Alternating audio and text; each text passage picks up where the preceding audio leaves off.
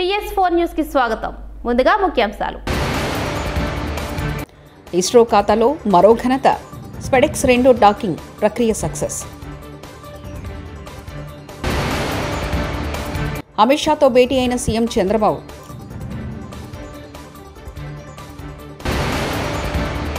YSR Congress party political advisory committee సభ్యులతో YS Jagan సమావేశం.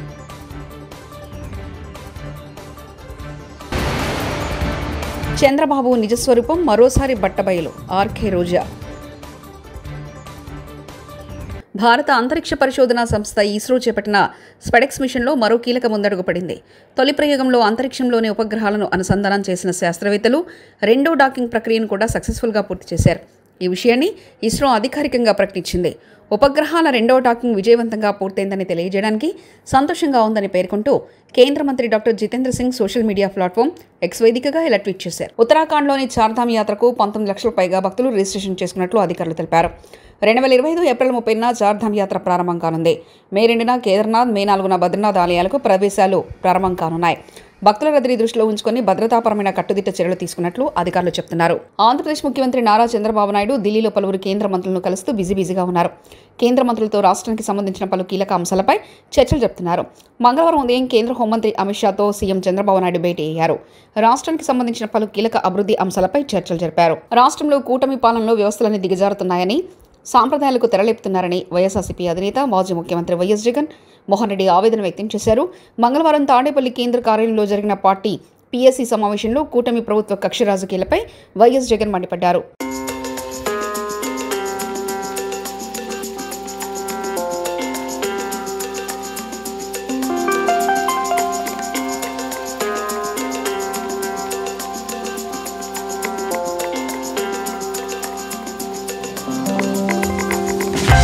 తెలంగాణలో ఇంటర్ ఫలితాలు విడుదల. ఇంటర్ మొదటి సంవత్సరం ఉత్తీర్ణత శాతం 66.89%, బాలుర ఉత్తీర్ణత 57.83%, బాలికల ఉత్తీర్ణత 73.83%. మొదటి సంవత్సరం విద్యార్థులు. పరీక్షలు హాజరైన మొత్తం విద్యార్థులు 4,88,430.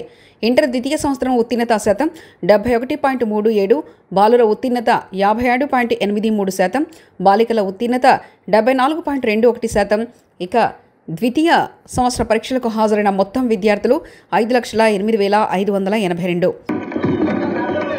సోడా మీడియా కన్వీనర్ కాదరా బాబు, అది సోషల్ మీడియా కన్వీనర్. 2 వేరు పోలీస్ స్టేషన్ నుండి వచ్చే నోటీసులు ఒకే విధంగా వస్తున్నాయంటే అది ముఖ్యమంత్రి కార్యాలయం నుండి వస్తున్నట్లు కనీసం సోషల్ మీడియా కన్వీనర్ అని కూడా రాయలేకపోతున్నారు పాపం అంటూ బీఆర్ఎస్ నాయకుడు మర్రి కృష్ణాంగ్. కూడా సోడా మీడియా కన్వీనర్ అని రాశారు. ఈ సోడా ఏంటిదా బాబు, సోషల్ మీడియా. ఇది ఇంకెవరికైనా పోయి ఇవ్వండి, మరి ఏ బిస్లరీ అనుకో కిన్లే అనుకో వానికి ఇవ్వండి, మాకెందుకు వచ్చిస్తున్నారు అంటే గచ్చిబౌలి పిఎస్, మాదాపూర్ పిఎస్ ఎవరు టైప్ చేస్తున్నారు? 2 వేరు పిఎస్లలో వచ్చిన నోటీసులలో ఒకటే టెక్స్ట్ వస్తుంది అని అంటే దాని అర్థం ముఖ్యమంత్రి కార్యాలయం ఒట్టి పంపిస్తున్నట్టుంది, ఇట్లా వేయండి మీరు అని. దాంట్లోనే అర్థమైపోతున్నది. పొంగులేటిని ముఖ్యమంత్రి, ఇరిగేషన్ మంత్రిని చేసిన భువనగిరి కాంగ్రెస్ ఎమ్మెల్యే కుంభం అనిల్ కుమార్ రెడ్డి.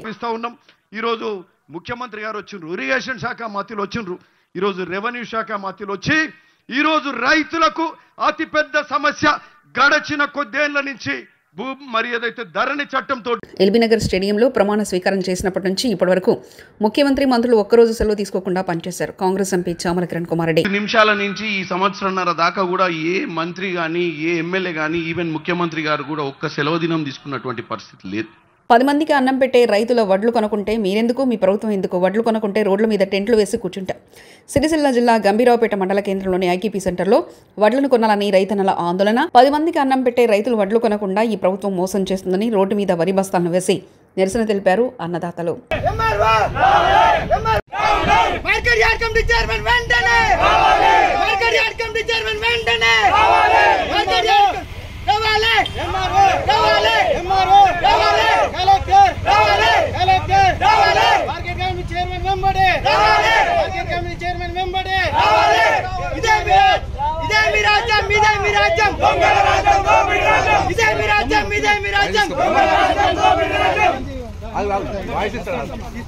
నెల రోజుల నుంచి ఐకేపీ సెంటర్లు చాలానే ఇప్పటి వరకు పట్టించుకొని అధికారులు, కలెక్టర్ గారు మరియు తహసీల్దార్ గారు ఇది వరకు పట్టించుకోవడం లేదు.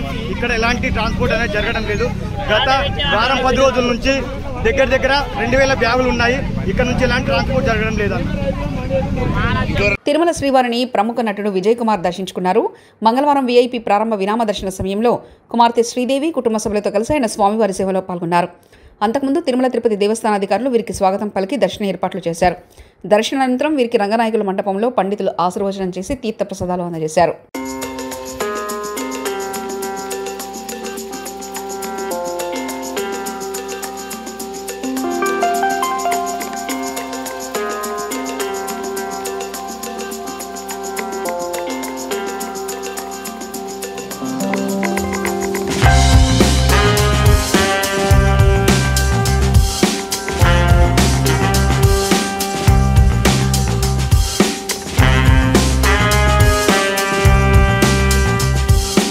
వస్తుంటాము ఫ్యామిలీగా ఇక్కడ. సో ఇవాళ దర్శనం చాలా బాగా జరిగింది అండ్ చాలా హ్యాపీగా ఉంది.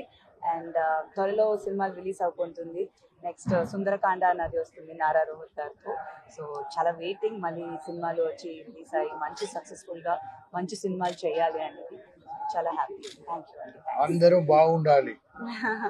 అమెరికా ఉపాధ్యక్షుడు జేడీ వాన్స్ రాజస్థాన్లోని జైపూర్లో పర్యటించారు. ఆయన సతీమణి ఉషా వాన్స్ 3 పిల్లలతో కలిసి అంబర్ కోటను సందర్శించారు.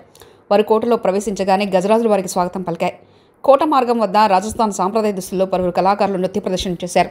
ఈ ప్రదర్శనను జేడీ వాన్స్ పిల్లలు ఆసక్తిగా వీక్షించారు. అమెరికా ఉపాధ్యక్షుడి పర్యటన నేపథ్యంలో అంబర్ కోట పరిసర ప్రాంతాల్లో కట్టుదిట్టమైన భద్రతా ఏర్పాటు చేశారు.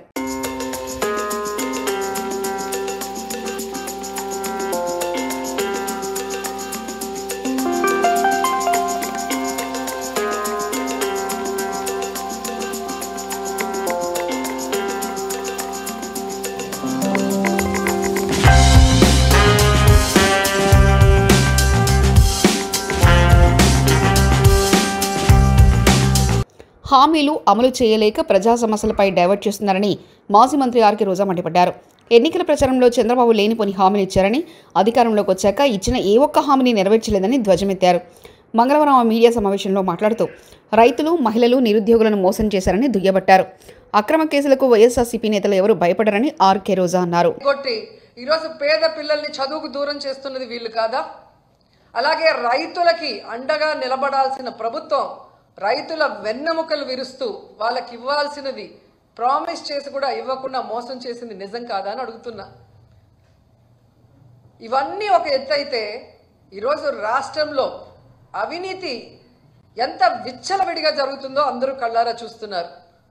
అది ఇసుక కానీ, అది మైనింగ్ కానీ, ల్యాండ్స్ కానీ, ఏది చూసినా లిక్కర్ కానీ విచ్చలవిడిగా వాళ్ళు దోపిడీకి, అవినీతికి తెరలేపి వాటి మీద ప్రజలు దృష్టి పెట్టకుండా ఈరోజు తప్పుడు సాక్ష్యాలతో బురద చల్లుతూ కొంతమందిని టార్గెట్ చేసి ఎలా అరెస్ట్ చేస్తున్నారో మనం కళ్ళారా చూస్తున్నాం. నిజంగా ఇది ఎంత సిగ్గుచేటో ఒకసారి అందరూ కూడా ఆలోచించాలి.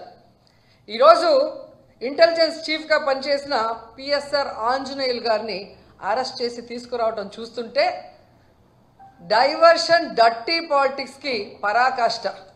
అంటే ఈ కూటమి ప్రభుత్వం ఎంత దిగజారిపోయిందో ఇక్కడ స్పష్టంగా అర్థమవుతుంది. పోలీసులు గుర్తుపెట్టుకోవాలి, ఈరోజు లోకేష్ చంద్రబాబు నాయుడు మాటలు విని రెడ్ బుక్ రాజ్యాంగాన్ని అమలు చేస్తున్న పోలీస్ ఆఫీసర్సు ఇది మీరు అర్థం చేసుకోవాలి. తప్పు చేయని ఆంజనేయులు గారిని ఈ విధంగా అరెస్ట్ చేసి ఆయన్ని హ్యూమిలేట్ చేస్తూ అవమానపరుస్తుంటే తప్పు చేసిన మిమ్మల్ని చట్టం ముందు నిలబెట్టి మీకు బుద్ధి చెప్పే రోజు దగ్గరలో ఉంది. కాబట్టి అలాంటి తప్పులు చేయకుండా మీ పని మీరు కరెక్ట్గా చేయమని కూడా ఈ సందర్భంగా తెలియజేసుకుంటున్నాను.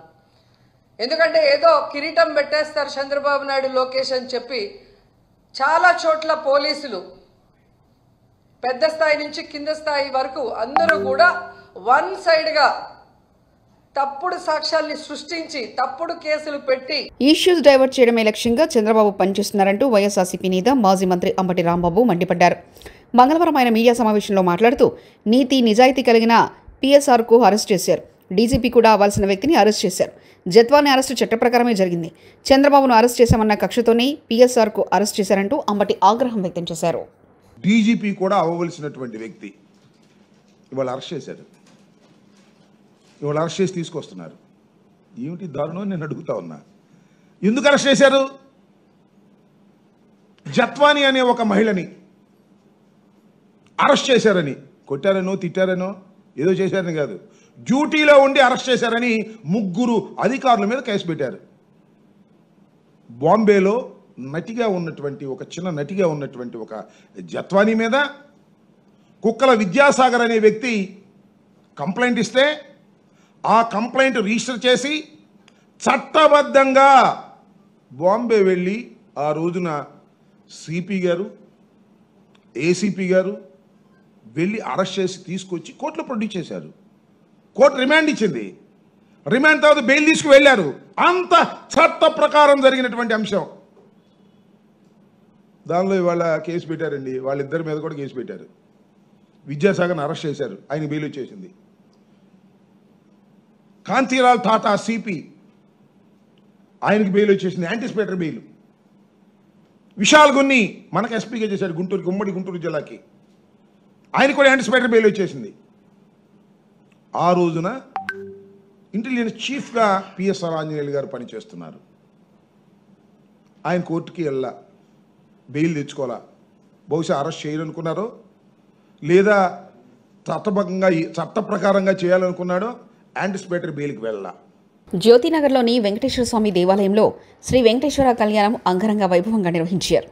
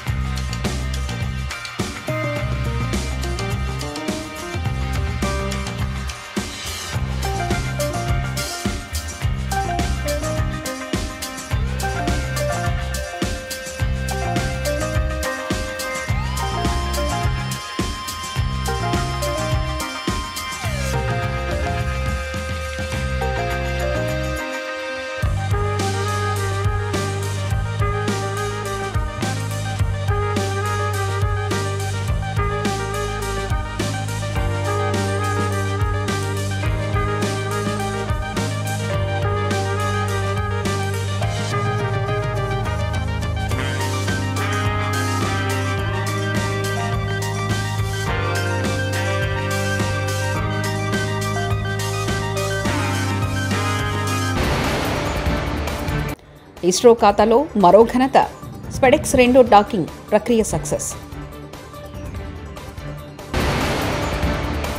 అమిత్ షాతో భేటీ అయిన సీఎం చంద్రబాబు.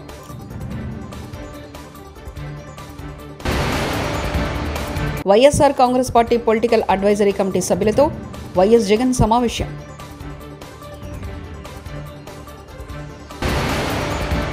చంద్రబాబు నిజస్వరూపం మరోసారి బట్టబయలు. ఆర్కే రోజా. TS4 న్యూస్ ఇంతటితో సమాప్తం. చూస్తున్నారండి TS4 తెలుగు.